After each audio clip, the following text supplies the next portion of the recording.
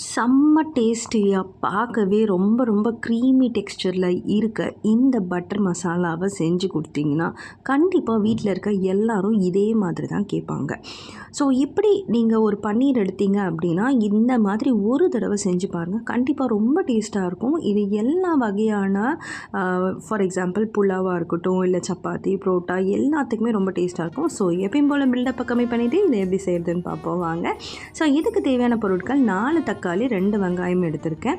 So இதை ஓரளவுக்கு ஒன்றும் பாதியமாக கட் பண்ணிக்கோங்க. அதாவது ரொம்ப சின்னதாக கட் பண்ணணும் அவசியம் இல்லை, ஏன்னா நான் அரைக்க தான் போகிறேன். ஸோ அண்ட் இதுக்கு பாருங்கள், நான் ஸ்பைசஸில் ஏலக்காய் அண்ட் பட்டை இது ரெண்டுமே பார்த்திங்கன்னா ஒரு 2 to 3 நம்பர்ஸ் தான் எடுத்திருக்கேன்.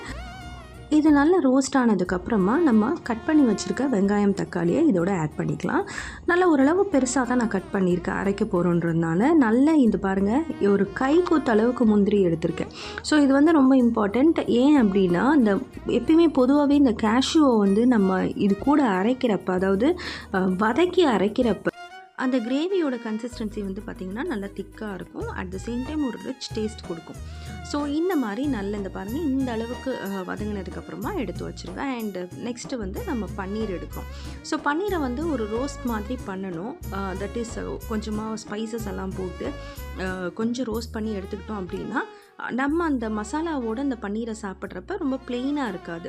ஸோ உங்களுக்கு பிடிச்சமான ஷேப் எப்படி உங்களுக்கு வேணுமோ கட் பண்ணிக்கோங்க. நான் இந்த மாதிரி ஒரு ட்ரையாங்கிள் ஷேப்பில் கட் பண்ணி எடுத்துக்கிறேன். ஸோ இதை ஸ்கொயராக கூட கட் பண்ணிக்கலாம், அது சைஸ் உங்கள் இஷ்டம் தான். ஸோ நான் கொஞ்சம் ஒரு நல்லாயிருக்கும் பார்க்கன்றதுக்காக இந்த மாதிரி பண்ணிகிட்ருக்கேன். இதே சின்னதாக வேணும்னாலும் கட் பண்ணிக்கோங்க, நீங்கள் எடுக்கிற பன்னீரை பொறுத்து இருக்குது. ஸோ யூஸ்வலி பார்த்திங்கன்னா பன்னீர் ரொம்ப டெலிகேட்டான ஒரு இது ரொம்ப சீக்கிரம் கரையக்கூடிய ஒரு விஷயம்தான் இல்லையா? ஸோ அதனால தான் நம்ம ஜென்ரலாகவே டோஸ்ட் பண்ணுவோம். So next butter. ஸோ பட்டரில் நம்ம என்ன பண்ணுவோம் அப்படின்னா, டோஸ்ட் பண்ணி எடுத்துக்கிட்டிங்கன்னா அந்த பன்னீரோட டேஸ்ட் இன்னுமே நல்லாயிருக்கும். இல்லை பட்டரில் என்னால் டோஸ்ட் பண்ண முடியாதுன்னா நீங்கள் இதுக்கு பதிலாக நீங்கள் இந்த இடத்துல ஸ்கிப் பண்ணிக்கலாம், ஆயில் கூட போட்டுக்கலாம்.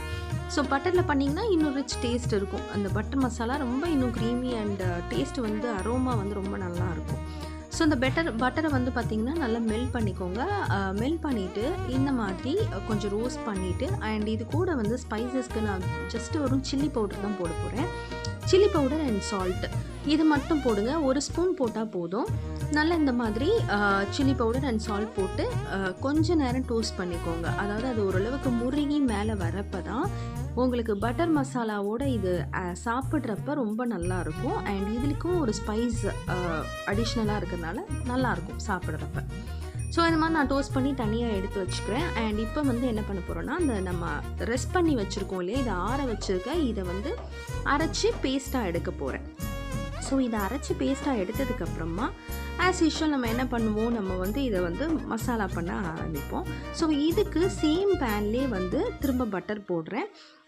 ஸோ பட்டர் மசாலான்றதுனால கண்டிப்பாக பட்டர் நிறையவே தேவைப்படும்.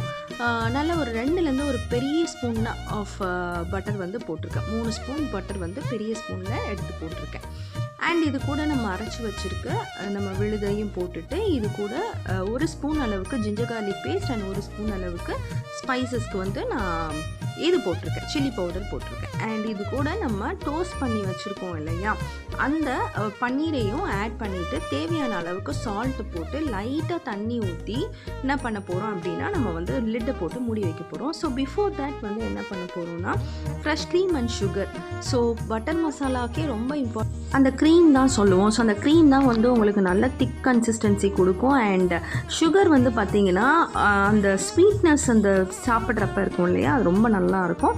ஸோ இதை போட்டு லிட் போட்டு நீங்கள் மூடி வச்சுட்டு ஃபைனலாக எடுத்து பார்த்தீங்கன்னா நல்ல அந்த க்ரீமியாக டேஸ்டியான ஒரு சூப்பரான பன்னீர் பட்டர் மசாலா ரெடி ஆகிடும். அண்ட் இதுக்கு மேலே கஸ்தூரி மேத்தி போடுங்க. ஸோ நார்த் இந்தியன் டிஷ்ன்றதுனால அவங்க யூஸ்வலி பார்த்திங்கன்னா மேத்தி மேலே போடுவாங்க. ஸோ ரொம்ப ரொம்ப டேஸ்டியாக இருக்கும். அந்த மேத்தியோட ஃப்ளேவர் இன்னுமே நல்லாயிருக்கும், அட்டகாசமாக இருக்குங்க.